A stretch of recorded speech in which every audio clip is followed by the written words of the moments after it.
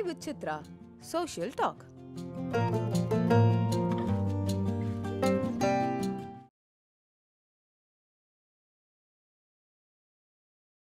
கலைஞர் சிஎம்மாக இருக்கும்போது அந்த பக்கம் வந்திருக்காரு, தஞ்சாவூர் பக்கம்.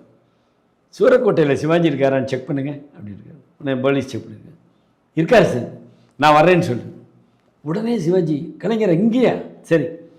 உடனே தஞ்சாவூரில் இருக்கிறதுல பெரிய மாலை எவன்ட்டு இருக்கோம் அதை வந்து அனுப்பிச்சிருங்க. அது சார் இது தூக்க முடியாதுன்னு இருக்கேன், லாரியில் வச்சு அனுப்புங்கடா அப்படின்ட்டு. புன்னைநல்லூர் மாரியம்மன் கோவிலுக்கு வீரபாண்டிய கட்டபொம்மன் பயங்கரமாக ஓட ஆரம்பிச்சோன்னே வெள்ளையம்மான்னு ஒரு யானையை வாங்கி கொடுத்துருந்தார். அந்த யானையை வர சொல்லிட்டார். அந்த யானை வந்து சேர்ந்துருச்சு. சிஎம் வந்துட்டார், இப்படி இறங்குறாரு. யானை அங்கே நிற்கிது. இவர் சிவாஜி இங்கே வந்து பேசியிருக்காரு, போய் அந்த மாலை எடு அப்படின்ட்டு. எல்லோரும் பார்த்துக்கிட்டு இருந்திருக்காங்க, பப்ளிக்கு, போலீஸு. கலைஞர் அப்படி அசந்து போய் பார்த்துட்டு இருந்திருக்காரு. போய் லாரியிலேருந்து அந்த மாலையை அது தூக்குனோடனே கலைஞர் கழுத்தில் போய் போடுந்துருக்காரு. கிட்டக்க வந்து போடுது. அப்படியே வச்சிடாத, திருப்பி வச்சுட்டு தூக்குன்னு இருக்கார். தூக்கிடுச்சு. ஏன்னா அந்த மாலை ஃபுல் வெயிட் தாங்க முடியாது. என்ன கணேசா நீ சொல்கிறதெல்லாம் கேட்குதே யானை அப்படின்னு இருக்காரு கலைஞர். என்னப்பா நான் என்ன மூணா காணா என்ன பண்ணுறது, நான் சொல்கிறத மனுஷங்க தான் கேட்குறதில்ல. என்ன சொல்கிறியா நீ ஏன்பா உடனே நினச்சிக்கிறேன். பொதுவாக சொன்னேன். அது சொன்னோன்னே இளையராஜாவும் எல்லோரும் விழுந்து சிரிச்சாங்க சார். இது சிவாஜி. இந்த நடிகர் பிரபுவோட மகன் நடித்தார்ல கும்கி, அந்த யானை என்னதான் இருந்தாலும் அவருக்கு யானை மொழி தெரியாது. ஆனால் அந்த யானை கூட அவ்வளோ தூரத்தில் இருந்தேன்னா என்னுடைய கணிப்பு சார், சிவாஜியோட ஆவியே அந்த யானைக்குள்ளே வந்து நம்ம பேரனை முதல் படம் நடிக்கிறான் தூக்கி விடுவேன்னு. படம் சக்ஸஸ் ஆகிடுச்சுல. உங்களுக்கு ஃபஸ்ட்டு படம் சக்ஸஸ் ஆனது கொஞ்சம் நடிகர்களுக்கு தானே. ஆமாம். அதில் பெரியவர் தியாகராஜ பாகவதர், அடுத்து சிவாஜி, இப்போ ஜெய்சங்கர் கூட சக்ஸஸ் ஆச்சு. விக்ரம் பிரபுக்கு அந்த யானை வந்தது யானை இல்லை, கணேசமூர்த்தி. அருமை. இல்லைண்ணா இப்போ எக்ஸசைஸ் பண்ணுற மாதிரி தந்தத்தை பிடிச்சி ஏறுறாரு. அந்த யானை அதுக்காக நமக்கு டைரக்டர் சம்பளம் கொடுப்பாரெல்லாம் பொறுமையாக இருக்காது. அப்படி சிலப்பிச்சு வச்சுக்கோங்க, விக்ரம் பிரபு எங்கே போய் விழுந்திருப்பார் இல்லையா? அப்போ நான் நினச்சிக்கிட்டேன், சரி இது சிவாஜி கணேசனுடைய ஆவிதான் வந்து பேரனை முதல் படத்தை தூக்கி விட்டுருச்சு அப்படின்னு நான் சொல்கிற சரி தானே? இதுதான் தெய்வ செயல்ங்கிறது. உங்கள் தெய்வத்தை நேரடியாக வர சொல்லு அப்படின்ட்டு தானே எல்லோரும் சொல்கிறவங்க வர்றதுக்கு யாரும் எம்எல்ஏ கூட கிடையாது, அவங்க கூட வரப்பட்டான். நீங்கள் செய்தது மிக கடுமையான பணி. இதுக்கு உங்கள் வீட்டில் எப்படி ஒத்துழைச்சாங்க? அதாவது அவங்க அதை பற்றி பேசலை. ஏன்னு கேட்டிங்கன்னா, அந்த சமயத்தில் நான் கம்பெனி நடத்திக்கிட்டு இருந்தேன். அதையும் சரியாக நான் கவனிக்காமல் 2008 க்ளோஸ் பண்ணிட்டேன். அந்த ப்ரைவேட் லிமிடெட் நான் மேனேஜிங் டைரக்டராக இருந்தேன். என் பையன் அமெரிக்காவில் இருந்து, சின்ன பையன் இங்கே பெங்களூரில் வேலை பார்த்துட்டு இருந்தேன். இவங்க 2 பேரும் வீட்டு பிரச்சனைகள் இல்லாமல் இருந்துச்சு. இருந்தாலும் நம்மளுடைய சம்பாத்தியம் ஒன்று இருக்கணும்ல, அது இல்லை. குறைஞ்ச அளவுக்கு ஒரு இடத்துல நான் வேலைக்கு இருந்தால் கூட மாதம் 50,000 சம்பளம் வாங்கியிருக்கணும். இந்த 12 ஆண்டுகளை கால்குலேட் பண்ணிங்கன்னா 72 லட்சம் வருது நான் வாங்கியிருக்க வேண்டிய சம்பளம். நான் அதே வாங்கலை. இதை போய் யார்கிட்டையும் ஸ்பான்சர் பண்ணுங்கள், எனக்கு உதவி செய்யுங்கன்னு கேட்கல. ஏன்னு கேட்டிங்கன்னா, நம்மளாம் விரும்பி செய்கிறோம். இப்போ சிவாஜி கணேசனுக்கு ஒரு கோயில் கட்டமாக நினச்சிக்கிறோம் அப்படின்னு நினச்சி இருந்தேன்.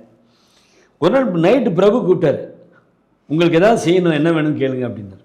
எனக்கு எதுவும் வேணான்னு சொல்லிட்டு வந்துட்டேன். இப்போ தான் அந்த புக்குக்கு கவர்மெண்ட் லைப்ரரிஸ்க்கு நீங்கள் கொஞ்சம் ரெக்கமெண்ட் பண்ணிங்கன்னா கிடைக்கும் சென்னை லெட்டர் கொடுத்துருக்காரு. மற்றபடி நான் யார்கிட்டையும் இதுக்காக பணம் கேட்கல, எந்த உதவியும் கேட்கல. இந்த ஸ்டூடெண்ட் ஜெராக்ஸ் கம்பெனியில் அவருக்கு கொஞ்சம் சிவாஜி மேலே பிரியம். அவர் இவ்வளோ கஷ்டப்பட்டு இவர் எழுதிக்கிட்டு இருக்கார் இந்த வயசில் அப்படின்னு சொல்லிட்டு அவர் ஸ்டாண்டிங் இன்ஸ்ட்ரக்ஷன் கொடுத்துட்டார். ஸ்டூடெண்ட் ஜெராக்ஸில் எந்த பிரான்ச்சில் இவர் வேலை பார்த்தாலும் சரி, எதுவும் சார்ஜ் பண்ணாதீங்க, பேப்பருக்கும் சார்ஜ் பண்ணாதீங்கன்னு சொல்லிட்டு இந்த 12 வருஷமாக நான் பிரிண்ட் அவுட் எடுத்து எல்லாம் அடுக்கி வச்சுருக்கேன் சார் வீட்டில். எப்போவாவது ஒரு காலத்தில் என் பேரன் கொல்ல பேரன் பார்த்தா தாத்தா செஞ்சது இதாண்டா அச்சீவ்மெண்ட்டு அவன் தெரியணும்ல, அடுக்கி வச்சு. அவ்வளவையும் எனக்கு ஹெல்ப் பண்ணது ஸ்டூடெண்ட் ஜெராக்ஸ் உரிமையாளர் சௌரியராஜன். அவருக்கு நான் ரொம்ப நன்றியாக இருக்கணும். மற்றபடி வீட்டில் ஒன்றும் எனக்கு எதுவும் பிரச்சனை படல. ஏன்னா நைட் அண்ட் டே எழுத ஆரம்பித்தேன். என்ன உடல்நலம் ரொம்ப பாதிக்கப்பட்டு சர்க்கரை ரொம்ப மீதியாகி டாக்டர் கணுக்கால் கீழே 2 காலையுமே வெட்டிடணும் அப்படின்னு சொல்லி அட்மிட் பண்ணார் ஹாஸ்பிட்டலில். நான் வந்து சரி நம்ம கால் ரெண்டு வெட்டியாச்சுன்னா வண்டியில் உட்காந்துட்டே சிவாஜி மாதிரி கல்லெல்லாம் மாணிக்க பாடிடலாம் அப்படின்னு நினைக்கல. இப்படிலாம் வெட்டி நமக்கு ஒன்றும் வராது அப்படின்னு சொல்லிட்டு நான் எப்போவுமே கோயிலுக்கெல்லாம் போய் சாமி கும்பிட மாட்டேன், சிவாஜி விஷயம் மட்டும் கும்பிட்டேன். நான் உங்களை எழுதி வாழ்க்கை வேலை எழுதி முடிக்கிறதுக்குள்ளே எனக்கு உடம்புல ஊனம்லாம் வந்துடக்கூடாது அப்படின்னு நடக்க ஆரம்பித்தேன். இருக்கு நடந்து கம்ப்ளீட்டாக வெளியில் வந்துட்டேன். அவருடைய ஆசீர்வாதமாக கூட இருக்கலாம். நிறைய இடத்துல சிவாஜி எனக்கு ஹெல்ப் பண்ணியிருக்கேன் சார். அவசரமாக பேரன் பிறந்திருக்கேன், அமெரிக்கா போகிறதுக்கு பாஸ்போர்ட் போய் கேட்டேன். இப்போ இருக்கிற லுக்கோடு நான் போகிறேன். பாஸ்போர்ட்டில் ஒட்டி இருக்கிறது நான் கருப்பு முடி டை அடித்து வச்சுருந்த ஃபோட்டோ இருக்குது. அவன் விடமாட்டேன் பாஸ்போர்ட் ஆஃபீஸில். என்ன சார் இது உங்கள் பையன் படத்தை ஒட்டிட்டு நீங்கள் வந்து பாஸ்போர்ட்டு கேட்குறீங்க? நான் தாம்மா அப்படின்னு கேட்கல. உள்ளே ஒரு கோபிநாத் ஒரு ஆஃபீஸ் இருக்கார், அவர்கிட்ட போய் இவரை கூட்டி போய் கட்டணும். அவங்க அந்த அம்மா நீங்கள் எங்கே இருங்க சார் அவரு அவர் மருதுமோகன் வந்திருக்காரா கூட்டி வாங்க சார், நீங்கள் தானே சிவாஜி பற்றி? ஆமாம் சார் ஆமாம் சார். என்ன சார் உங்களை போய் நிப்பாட்டி கொண்டாமா இந்த ஃபார்ம் எல்லாத்துலேயும் நானே கையெழுத்து போகிறேன் போட்டு பாஸ்போர்ட் எனக்கு போங்க சார் நாளைக்கு வந்துடுங்க சார். அப்போ அந்த இடத்துல சிவாஜி வர்றாரு அப்படின்னு நான் நினைக்கிறேன். இல்லைன்னா இது இங்கே இந்த மாதிரி இடத்துல தான் சார் என்னை அவர் வாட்ச் பண்ணிகிட்டே தான் இருக்கார். அது எப்படி வரணும்னு கேட்டிங்கன்னா, இப்போ நீங்கள் உள்ளன்போட உணர்ச்சிபூர்வமாக நல்லா டெடிக்கேஷனாக ஒரு ஒர்க் பண்ண பண்ண பண்ண பண்ண எங்கேருந்தோ உங்களுக்கு வந்து விஷயங்கள் கொட்டிக்கிட்டே தான் இருக்கும். அதை ஒரு வியாபாரத்திற்காகவோ ஒரு பேருக்காகவோ நீங்கள் பண்ண ஆரம்பிச்சிங்கன்னா ஸ்டக்கப் ஆகிடும். எனக்கு அப்படி வரல, ஊற்றிக்கிட்டே இருந்துச்சு. இதை பண்ணணும் அதை பண்ணணும் அதை பண்ணணும் அதை பண்ணணும். அவர் ட்ரெஸ் பண்ணுறது, அவர் எப்படி மேக்கப் போடுவாருங்கிறத விசாரித்தேன். 80% தான் மேக்கப் மேன், மீதி அப்புறம் சரி பண்ணிக்கிட்டு. அது கூட நாகேஷ் கூட பேட்டியில் சொன்னார், லேட்டாக போனால் வாங்க சார் அப்படின்னு கேட்டார கோபமாக இருக்கார் அர்த்தமா. இவர் நாகேஷ் அதை எப்படி சமாளிக்கிறதுனா, அண்ணே என்னண்ணே உங்கள் புருவம் மாதிரி இருக்கு, புருவம் என்னடா நிலத்தடா இருக்குண்ணே, அதுக்கு ஒரு ஓடி போய் ட்ரெஸ்ஸு கால்ச்சிடும் போட்டோம். இது நாகேஷே சொன்னது. அந்தளவுக்கு ஒரு டெடிக்கேஷனாக அவர் எப்படி இருந்தார். நாடக உலகத்தில் உடை தைக்கிறாங்கல்ல, அவங்கள்ட்டெல்லாம் இந்த கதாபாத்திரம் எந்த காலத்தை சேர்ந்தவர், முஸ்லீமா இந்துவா மன்னர் பரம்பரையா தொழில், இதெல்லாம் கேட்டு அந்த ட்ரெஸ்ஸு தைக்கிறதையும் பழகிருக்கார். அவர் சொல்கிறாரு, காக்கராஜன் பார்த்தேன் சொன்னப்போ நாங்கள் எல்லாம் தூங்குவோம், அவர் மட்டும் தூங்க மாட்டார். என்ன பண்ணுறாருன்னு ஒரு நாள் முடிச்சு பார்த்தா பாடங்களை மறுநாள் மேடையில் பேச வேண்டிய பாடங்களை எல்லாம் மனப்பாடம் பண்ணிட்டுருக்காரு. யாராவது ஒரு ஆள் கைதட்டு வாங்கிட்டு அவன் ஓடி போய் நீ என்ன பண்ண ஏன் கைதட்டுன்னு அப்படி கேட்பான். அப்படி இருந்து எம்ஆர் ராதா தேடி வந்து வீட்டுக்கு வந்து கூட்டிகிட்டு போய் நாடக குழுவில் நீ இருடா அப்படின்னு அவர் சொல்லி பரமக்குடியில் மீட் பண்ணுறாரு எம்ஆர் ராதா. அப்போ வந்து விதவையின் கண்ணீர், விமலா அல்லது விதவையின் கண்ணீர் அந்த நாடகம், அதில் வந்து இவர் ஜெகதீசன் கேரக்டர், அதில் இவர் காலில் மிதிக்கணுமா சிவாஜி, இவர் மிதிக்கிற மாதிரியே காலை வச்சு வச்சு எடுத்திருக்காரு. கீழே படுத்துட்டு எம்ஆர் ராதா டேய் நல்லா மிதிட்டான்னு கத்திருக்காரு. என்னடா நாடகம் எந்திரிச்சிட்டு சீன் முடிஞ்சோன்னே என்னடா மிதிக்க மாட்டேங்கிற அப்படின்னு. அண்ணே உங்களை போய் நான் எப்படின்னு மிதிக்க முடியும், நடிப்பு தானடா இது அப்படின்னு சொல்லி ஒரு கட்டத்தில் யதார்த்தம் பொன்னிசாமி நாடகத்தில், இந்த நாடகத்தில் 2 கேரக்டர் வச்சு தான் 200 பேர் சாப்பிட்ருக்காங்க. அதுக்கு பிறந்த நாடக குழுவை பிரிச்சிருக்காங்க. ராமசுப்பு ஐயருடைய தம்பி ஜெகநாத ஐயர்கிட்ட ஒரு குரூப்பு, உங்களை ஒரு பிரிச்சு இப்படி எங்கே போனாலும் இவர் தனித்துவமாக நின்று நடிச்சிருக்காரு, எல்லாத்தையும் உதவிருக்காரு. வர வர வர சங்கிலியாண்டபுரத்திலேயே குடியிருந்து நாடகங்கள் போனதுனால நாடகம் ஆரம்பிக்கிறதுக்கோ இல்லை இவர் மேடைக்கு வர்றதுக்கோ லேட் ஆகிடுச்சா விசில் பறக்குமா கணேசனை வர சொல்லு அப்படின்ட்டு. அப்புறம் இந்த பராசக்தியில் அவங்களுக்கு அவர் பட்ட கஷ்டம்லாம் எல்லாருமே சொல்லியாங்க. இந்த ஆராய்ச்சி கட்டத்தில் எழுதிய காலகட்டத்தில் எத்தனை முறை சிவாஜி சந்திச்சிங்க? நான் அப்போ அவர் இல்லை அவர் இல்லை, நான் ஆரம்பிக்கும் போது இல்லை, அதுக்கு முன்னாடி அவர்கிட்ட நிறைய விஷயங்கள் கேட்டிருக்கேன். நடிப்பை பற்றி மட்டும் கேட்டால் அவர் கோவம் வந்துடும். நீ எப்படின்னே நடிச்சிங்க அப்படின்னா அவர் கோவம் வந்துடும். மற்றபடி ஜென்ரலாக பேசுவார். நான் ஹார்ட் வால்வ்லாம் மார்க்கெட் பண்ணுறேன் அப்படின்னு ஒரு தடவை சொல்லியிருக்கேன். நீ தானே ஆட்டு வியாபாரம் பண்ணுற அப்படின்னு கேட்டிருக்காரு. அந்த மாதிரி பேசுவார் மற்றபடி அவர்கிட்ட. ஆனால் அதுக்கு பிறகு ராம்குமார் பிரபு அவங்க வீட்டில் எல்லாத்துலேயும் அவங்கவுங்க ஆங்கிளில் சிவாஜி எப்படி பார்த்துருக்கீங்க, அவர் டைனிங் டேபிள் எப்படி பிஹேவ் பண்ணுவார் அப்படிங்கிறதுலாம். ஆர்வதாஸுக்கு பிரியாணி எப்படி சாப்பிடணுங்கிறதுக்கு கிளாஸ் எடுத்திருக்காரு. அந்த மாதிரி விஷயங்களெல்லாம் ஒருத்தர் சொல்லும்போது அவர் முதல் மரியாதையில் மீன் எப்படி சாப்பிட்றாரோ அதே மாதிரி தான் வீட்லேயும் சாப்பிட்ருக்காரு. அதெல்லாம் இவங்க சொல்லித்தான் எங்களை கேட்பாரு, என்னையும் ராஜேஷையும், சாப்பிட்டீங்களாடான்னு கேட்பாரு. சாப்பிட்டாச்சுங்க. அப்போ இங்கே உங்களுக்கு சாப்பாடு வேணாம் அப்படிம்பாரு. இல்லை நாங்கள் சாப்பிட போகிறோம். இல்லை சாப்பிட்டீங்களாடா, சாப்பிட்டுட்டு போய் வெளியில் போய் சிவாஜி வீட்டில் சாப்பிட்டோம்னு சொல்ல வேண்டாமா நாங்கள், அங்கே போய் சாப்பிட்டுங்க அப்படின்னு சொல்லி அனுப்புவார். சிவாஜி வாழ்க்கையில் ஏதாவது தவறு பண்ணியிருக்காரு அப்படின்னு நீங்கள் நினைக்கிறீங்களா? தவறு பண்ணியிருக்காருன்னா அவருக்கு வந்து சார், அவருக்கு வந்து கள்ளங்கவடம் இல்லாத உள்ளம். அது அரசியலுக்கு பொருந்தது. அது அரசியலுக்கு போயிட்டார். அது காரணம் கூட இருந்தவங்க என்ன. அது போனனால என்னாச்சுன்னு கேட்டிங்கன்னா, ரெண்டாவது போனாரும் வச்சார் சரி, இவருக்கு வந்து முக்கியத்துவம் கொடுக்க தவறிட்டார் காமராஜர். அது ஒரு வருத்தம் மனசுக்குள்ளே பட்டுருக்கார். ஏன்னா ஜெயகாந்தனே நானும் அவர் ஒரு மேடையில் பேசும்போது தனிப்பட்ட மனிதனாக காங்கிரஸை தூக்கி நிப்பாட்டினவர் சிவாஜின்னு. அதை இவர் யார்ட்டையும் வெளிப்படுத்திக்கல, அப்படியே இருந்துட்டார்.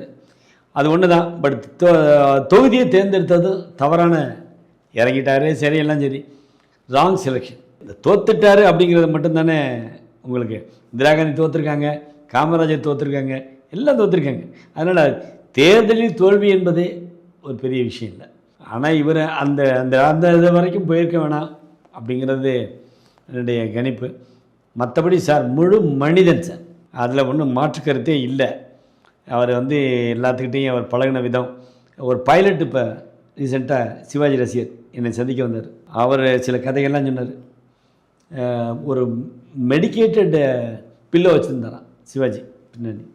அதை திடீர்னு பிளேன் வந்து இப்படி ரிவர்ஸில் எடுத்தானே போவாங்க, அந்த காலகட்டத்தில் கூப்பிட்டு க்ரூட்டை கூப்பிட்டு என்னுடைய பில்லோவை ஏர்போர்ட்டில் விட்டு வந்துட்டேன், கொஞ்சம் நிப்பாட்டி அதை எடுத்துகிட்டு வந்துருக்கேன். உங்க போய் பைலட்டு சொல்லியிருக்காங்க. அவர் இது எப்படி நிப்பாட்ட முடியும், அது கஷ்டம், நான் எப்படியும் அதை எடுத்து வீட்டுக்கு கொடுத்து அனுப்புறேன், மட்டும் தகவல் சொல்லுங்கன்னு சொல்லிவிட்டு பிளேன் போயிடுச்சான். பிளேன் போய் நின்றுருக்கு மெட்ராஸ் ஏர்போர்ட்டில், எல்லோரும் இறங்கிட்டாங்க, இவர் மட்டும் இறங்கலை. இல்லை என்னடா இவர் பைலட் போய் இருக்கார். நான் உங்களுக்காக தான் வெயிட் பண்ணுறேன், ஐம் வெரி சாரி, அந்த பில்லோ என் கூட வந்து எடுத்துகிட்டு பின்னாடி உட்காந்துருக்கேன், ஏன் எனக்கு சொல்லலை, நான் உங்கள்கிட்ட அதை இனிமேல் சொல்லிட்டேன், அது எவ்வளோ பெரிய தப்புன்னு இப்போ உணர்றேன்னு. சார் இதை போய் ஏன் சார் நீங்கள் தப்புன்னு சொல்கிறீங்க? அந்த மாதிரி சில கதைகள்லாம் சொன்னார். வெளியிலேயே கூட அவர் எவ்வளவு நாகரிகமாக நடந்துக்கிறாரு அப்படிங்கிறத பார்த்தேன். இதில் லாஸ் ஏஞ்சலிஸில் சிவாஜி இருக்கும்போது ஒரு ஆள் ஓயாமல் கிட்டக்க அவரை ட்ரை பண்ணியிருக்காரு. கூட இருந்த அவர் தம்பி மகன் கிரி, என்னங்க அவர் கூட பேசணும், அப்பா இவர் உங்கள் ரசிகரா, என்ன பண்ணுறீங்கன்னு கேட்டு, நான் பைலட்டாக இருக்கேன். எதில்? மலேசியன் ஏர்லைன்ஸில். அவன் என்ன பண்ணிருக்கான், கொஞ்சம் தள்ளி போய் ஃபோன் அடித்து அவங்க அம்மாவுக்கு கனெக்ஷன் போட்டு, என் பக்கத்தில் யார் இருக்கா தெரியுமா, சிவாஜி கணேசன் இருக்கான். உடனே அந்த அம்மா அப்படியே போடக்கூடாதுன்னு திரும்பி வந்திருக்கான். என்னப்பா, எங்கள் அம்மா பேசணுங்கிறாங்க. சிவாஜி கணேசன் பேசுகிறம்மா அப்படின்னு இருக்காரு. தேம்பி இந்த அம்மா அழுக ஆரம்பிச்சிட்டாங்க. உடனே ஒரு அம்மா அழுகிறாங்க. பிளேனில் இருக்காது, அதே பிளேனில் எதாவது டியூட்டி வாங்கிட்டு இவரும் மலேசியன் ஏர்லைன்ஸில் இருக்காது. வந்து திரும்பி சிவாஜி பக்கத்தில் வந்து நின்றுருக்காரு. நீங்கள் அங்கே இருந்தீங்களே, இங்கே வந்து இந்த பிளேனை நான் தான் விட்றேன், அப்புறம் இங்கே நிற்கிறீங்க அப்படின்னு. இதை ஆட்டோமேட்டிக், அதில் போட்டால் அது பாட்டு போகும். அப்போ ஆட்டோமேட்டிக்னா உங்களுக்கு எதுக்கு சம்பளம் அப்படின்னு கேட்டார். அவர் இல்லைங்க, அது உங்கள் மேலே அவ்வளோ. சரி, அந்த மாதிரி வெளியிலையும் அவர் எப்படிலாம் நடந்துக்கிட்டார் எல்லாத்தையும் கலெக்ட் பண்ணேன். சில பேர் அவரை பற்றி அது இந்த கொடுக்க மாட்டேன்னு சொல்லிட்டாரு, எதுக்குமே கொடுக்க மாட்டார், கஞ்சி இது உடைக்கணுங்கிறதுக்காகத்தான் அவர் செய்த தான தர்மங்கள், அது யானைகளை கொடுத்தது. காஞ்சி பெரியவர் சொன்னார், தானம் கொடுக்குறதே பெரிய விஷயம், அதில் யானைகளை தானமாக கொடுத்துருக்கிய தம்பி, உங்கள் அம்மா அப்பா செய்த தமம் தான் நீ அவங்களுக்கு பிள்ளையாக வந்து பிறந்திருக்க அப்படின்னு. அவங்களுக்குலாம் நிறைய விஷயம் தெரியுமில்ல, பெரிய பெரிய விஷயங்கள்ல. அந்த மாதிரி சிவாஜியை பாராட்டினது. மற்றபடி அவர் செஞ்ச தவறுங்கிறது, அரசியல் போயிருக்கக்கூடாது, போயிட்டார். போனது பிறகு அங்கே போய் தொகுதியை தப்பாக செலக்ட் பண்ணி ஒரு ஸ்டிக்மா, சிவாஜி தோத்துட்டார் தேர்தல். அவருக்கு என்ன தெரியும் பாவம். அவர் என்ன சொல்கிறாரு, அரசியல் என்பது காமதேனு பசு போல, அதை கறந்து வியாபாரம் பண்ணி வியாபாரி ஆகிவிடக்கூடாது, அதை வணங்க வேண்டும்னு சொல்லியிருக்காரு. எலெக்ஷனை நின்று முடித்தோடனே தன்னுடைய கட்சிக்காரங்களுக்கெல்லாம் சீட்டு வாங்கி கொடுத்தவர், எந்தெந்த வீட்டு செவத்தில் எழுதியிருக்கீங்களோ நம்ம சின்னத்தை, அதெல்லாம் வெள்ளை அடித்து எடுத்துகிட்டு வாங்க, கொடுத்துட்டு வாங்கடான்னு சொல்லிட்டு பணம் கொடுத்துருக்காரு. இப்படி ஏதாவது யாரை எந்த அரசியல்வாதியாவது நம்ம கேள்விப்பட்டிருக்கோமா? அப்போ இப்படிப்பட்டவர் ஜெயிக்கிறதுங்கிறது. இந்த ஆராய்ச்சி கட்டுரை எழுதுகின்ற காலகட்டத்தில் திரையுலகை சார்ந்த யாரோடலாம் நெருக்கமாக பழகுகின்ற வாய்ப்பு உங்களுக்கு அமைஞ்சது? டைரக்டர் மகேந்திரன் நடிக்கிறதுக்கு சான்ஸ் கேட்டு போனேன். அவர் எங்கள் என்எஃப்டிசியில் சாசனம் எடுத்துக்கிட்டு இருந்தார். இப்போ போனப்போ அவங்க ஒய்ஃப் சொன்னாங்க, எங்கே சார் அவரே பாதியில் ஷூட்டிங்கை நிப்பாட்டிட்டார். என்ன விஷயமானு கேட்டேன். ஃபண்ட்ஸ் இதுக்கு மேலே கொடுக்க முடியாது, 35 lakhs தான் அப்படின்ட்டாங்க. சொன்னோன்னே நான் மகேந்திரனுக்கு எப்படியா உதவணும்னு சொல்லிட்டு நான் எப்பவுமே சில காரியங்களை எந்த காரியம்னா செய்ய முடியும்னு நம்பிக்கை தான் சார். போய் வேறு வாழப்பாடி ராமூர்த்தியை பார்த்தேன். அங்கேயே இந்த ராஜசேகரன் தான் இருந்தார். வாழப்பாடி ராமூர்த்தி அறிமுகப்படுத்திச்சார். சொல்லுங்கள், இந்த மகேந்திரன் இந்த மாதிரி படம் எடுத்தார், அந்த ஃபண்ட்ஸோட லிமிட் முடிஞ்சிச்சா, கூட கொஞ்சம் ஒரு பணம் வாங்கி கொடுத்தீங்கன்னா அந்த படத்தை அவர் முடிச்சிடுவார் அப்படின்னு. அவர் வர சொல்லுங்கன்னாரு. இந்த மகேந்திரனை, சார் நம்ம போய் பார்ப்போம். வேணாம் வருது சார், அரசியல் வாங்க சார், உங்கள் மேலே பிரியம் போனோன்னே சுஷ்மா அப்போ மினிஸ்டராக இருந்தாங்க. அவங்கள்ட்ட உடனே ஃபோன் பண்ணி சொல்லி எக்ஸ்ட்ரா 15 lakhs சேங்ஷன் பண்ணாங்க. அந்த 15 lakhs என்எஃப்டிசிக்காரங்க கூப்பிட்டு என்னையே கூப்பிட்டு நீங்கள் ப்ரொடக்ஷன் எக்ஸிக்யூட்டிவாக இருங்க இந்த ஒரு ஷெடியூலுக்கு அப்படின்னு கொடுத்தாங்க. நான் அதை சக்ஸஸ்ஃபுல்லாக முடிச்சு காமிச்சேன். ஸோ அது மகேந்திரன்ட்ட ரொம்ப நெருக்கமாக இருந்தேன். மகேந்திரன் சிவாஜி பற்றி பகிர்ந்துருக்காரு. நிறைய சொல்லுவார். அவர் சொல்லுவார், சிவாஜி காட்டியது கையளவு, காட்டாதது கடலளவு. அவருக்கே உரித்தான அந்த சிந்தனை ஓட்டத்தோடு சொன்னார். சாசனம் ஷூட்டிங் பண்ணி கொடுத்தேன். நிறையா சொல்லுவார். இந்த மாதிரி அந்த தங்கப்பதக்கத்தில் யூனிஃபார்மை கட்டிட்டு மேலே ஒய்ஃப் இப்போ இறந்து கிடமை பார்க்க வர்றாருல, இப்போ டைலாக்கே இல்லாமல் பேப்பரை அப்படி பார்த்தீங்கன்னா சிவாஜி என்னடா ஒரு டைலாக் இல்லாமல் இருக்கான் எழுதியிருக்கேன், எங்கடா மகன் வீட்டில் இருக்காரு, நான் வர சொன்னேன்னு கூப்பிட்டு ஆள் வந்திருக்காங்க. அதை மது கூப்பிட்றாரு. அந்த சீனுக்கு டைலாக் தேவையில்லையா, நான் தேவையில்லைன்னு சொன்னேன்னு சொல்லு, அண்ணன் புரிஞ்சுக்கிடுவார். அப்படி சொன்னானே பார்த்துட்டு சரி சத்தாண்டா ஏசி அப்படின்னு நடிச்சிருக்காரு. இந்த இதெல்லாம் மகேந்திரன் என்கிட்ட சொன்னார். அவர்கிட்ட நான் ரொம்ப சிவாஜி பற்றி கேட்பேன். சொல்லிகிட்டே இருப்பார். இந்த 2இல் 1 தான் ஒரு செந்தாமரைக்கு எழுதி கொடுத்தது, அப்புறம் அது தங்கப்பதக்கம் ஆனது, அதை பற்றிலாம் சொல்லுவார். வசனம்னா தங்கப்பதக்கத்தில் பிச்சு எடுத்துட்டார்ல, அதை பற்றிலாம் என்கிட்ட ரொம்ப பெருமையாக சொல்லுவார். இந்த சாசனம் படத்துலேயே அவர் மேலே ஒரு ரைட்டர் காந்தர்வன்கிற புதுக்கோட்டைக்காரன் கேஸ் போட்டான். அதை பற்றிலாம் இவருக்கு ஒன்றுமே, இவர் வேறு உலகத்தில் தானே இருக்கார். இந்த எழுத்து அந்த கவனமாக இருக்கிறது அப்படியே இருப்பார். அதனால் நான் போய் அந்த கந்தர்வனை பார்ப்போம் சார்னு. உங்களுடைய ஸ்டேட்டஸ்க்கு அவனை போய் பார்க்கலாமா வருதுனார். ஸ்டேட்டஸ் இல்லை சார், அவன் நம்ம மேலே கேஸ் ஃபைல் பண்ணியிருக்கான், என்ன அதில் உங்களை இன்க்ளூட் பண்ணியிருக்கான், என்எஃப்டிசியை இன்க்ளூட் பண்ணியிருக்கான். ஸோ எல்லாத்துக்கும் ப்ராப்ளம் வரும், வாங்க அவனை எப்படியா வித்ட்ரா பண்ண வைக்கணும் அப்படின்னு. அது எப்படி பண்ண முடியும் சார் அப்படின்னாரு. நான் பண்ணுறேன், நீங்கள் பேசாமல் இருக்கீங்க. என்எஃப்டிசி மேனேஜர் பார்த்தோன்னே நீங்கள் அதை செஞ்சுருவீங்களா சார்? என்னால் செய்ய முடியும் சார். சரி என்ன செய்யணும்னு நான் செய்யணும்னு சொல்லுங்கள், நான் செஞ்சதேன்னாரு. நீ என்எஃப்டிசி அக்ரிமெண்ட் ஃபார்மில் பிளாங்கில் சீல் வச்சு எனக்கு கையெழுத்து போட்டு கொடுத்துருங்க. அப்புறம் அந்த காந்தர்வன் பேரில் ஒரு 10,000 டிடி கொடுத்துருங்க. இது 2ஐயும் கொடுங்க, நான் வித்ட்ரா பண்ணுறதுக்கு வாங்கிட்டு வரேன். இப்போ புதுக்கோட்டையில் போய் வீட்டில் போய் பார்த்தோம். அவங்க மழை கொட்டுச்சு. நான் சொன்னேன் மகேந்திரன் சார், நம்ம போகும்போது அந்த காந்தர்வன் இருக்கக்கூடாது சார், அப்போ தான் சார் நம்ம ஜெயிக்க முடியும். இருக்கக்கூடாதுன்னா அவர் தானே இங்கே பார்க்க வந்திருக்கீங்கன்னாரு. அவன் ஒய்ஃபு கூப்பிட்டு ஃபோனில் கண்ணாமன்னு திட்டி மகேந்திரன் உட்காந்துருக்காரு. வாயா அப்படின்னு அந்த அம்மா கூப்பிட்ருவாங்க சார், வந்துடுவார் சார் அவர் அப்படின்னு வந்தார். அவர் ரொம்ப நேரம் திட்டுவார். சார் நீங்கள் அமைதியாக இருங்க, நான் பேசினேன். என்ன சார் நீங்கள் யார் சார் கிட்ட? நான் தான் சார் அந்த 3rd இதுக்கு எக்ஸிக்யூட்டிவ், உங்களுக்கு என்ன செய்யணும்னு சொல்லுங்கள் அப்படின்னு. ஏன் நான் கேஸை வித்ட்ரா பண்ணுங்கள், எனக்கு அக்ரிமெண்ட் இல்லாமல் நான் அக்ரிமெண்ட்டில் ஜெனரல் மேனேஜர் சைன் பண்ணால் போதும்ல, இந்த இருக்குது பிளாங்காக இருக்குது, நீங்கள் அந்த பக்கம் சைன் பண்ணி கையெழுத்து போட்டு எனக்கு ஒரு காப்பி மட்டும் எடுத்து கொடுத்துருங்க. வேறு என்ன வேணுங்க? ஒரு 5,000 rupees எனக்கு அட்வான்ஸ் வேணும் சார். 5,000 10,000 இந்த உங்கள் பேரில் டிடி இருக்குது, கந்தர்வன் பெற்றுக்கொண்டே இல்லைங்க, ஒரு லெட்டர் எழுதி கொடுங்க உங்கள் லாயருக்கு, நான் போட்ட கேஸை வித்ட்ரா பண்ணிக்கிறேன். மகேந்திரன் என்னுடைய ஸ்க்ரீன் பிளே காட்டலாம், உங்கள் ஸ்க்ரீன் பிளே பிரமாக் சார். என்எஃப்டிசி மேனேஜர் கேட்டார், எப்படி சார் உங்களுக்கு இவர் மேலே வைக்கிறேன்? சார் இந்தியாவில் மிக குறிப்பிடத்தக்க இயக்குநர்களில் மகேந்திரன் ஒருத்தர். உண்மை.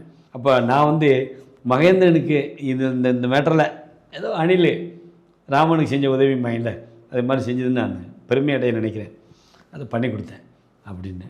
இப்போ நீங்கள் சம்பளம் எடுத்துக்கிறீங்க அப்படின்னாரு. அது வேணாம் சார், அதெல்லாம் வேணாம், நான் வசதியாக இருக்கேன் அப்படின்னு சொல்லிட்டு வந்துட்டேன். மகேந்திரன் வேறு என்ன, ராஜேஷ் கூட ரொம்ப நெருக்கமாக இருப்பேன். ராஜேஷ் இவர் 25 வருஷமாக அந்த ஆள். பாரதி ராஜா, பிரபு, ராம்குமார் 2 பேரும் எந்த அளவுக்கு உங்களுக்கு உறுதுணையாக இருந்தாங்க இந்த புத்தகத்துக்கு? ராம்குமார் ரொம்ப இருந்தார், ஏன்னா அவன் தான் டைம் இருக்கும். பிரபு போகாது தான் பார்க்க முடியும், தொந்தரவு பண்ணுறதே இல்லை.